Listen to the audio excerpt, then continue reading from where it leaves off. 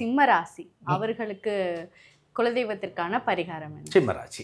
சிம்மராசி அப்படிங்கிறது பார்த்தீங்கன்னா நெருப்பு தத்துவத்தை கொண்ட வீடு. இப்போ இங்கேயும் அதே மாதிரி தான். தீபம் இப்போ ஒரு சர விளக்கு, சாமிக்கு சர விளக்கு வைப்பாங்க, அது வாங்கி கொடுக்கறது. சிம்மம் வந்து ஆபரணங்களையும் குறிக்கக்கூடிய வீடு, தங்க ஆபரணங்களை குறிக்கக்கூடிய வீடு, அது ஒரு ராஜ அம்சமுடைய வீடு. அப்போ அங்கே வந்து என்ன செய்யலாம் அப்படின்னா இந்த அழகு நாச்சி, தெய்வத்திற்கு பின்னால் வந்து அழகு நாச்சிம்பாங்க, அது வந்து வாங்கி திருவாச்சி, அதுக்கு பேர் திருவாச்சி, திருவாச்சி வாங்கி கொடுக்கலாம், அது ரொம்ப நல்லா இருக்கும். இவங்க குலதெய்வத்து கோயிலில் போய் நின்று சூரிய நமஸ்காரம் பண்ணால் நல்லது. சூரியனுடைய வீடு அது. குலதெய்வத்து கோயிலில் போய் நின்று சூரிய நமஸ்காரம் பண்ணால் ரொம்ப சிறப்பாக இருக்கும். விறகு வாங்கி தரலாம், நெருப்புக்கு தேவையான பொருள் விறகு வாங்கி தரலாம், தீபத்தை செய்யலாம், லைட்டு வாங்கி கொடுக்கலாம், அது ரொம்ப நல்லா இருக்கும். லைட் வாங்கி கொடுத்தா ரொம்ப நல்லா இருக்கு. அதே வேளை இவங்க குலதெய்வத்துக்கு தந்தை மாதிரி யார் இருந்தாலும் அவங்க கிட்ட ஆசீர்வாதம் வாங்க வேண்டும்.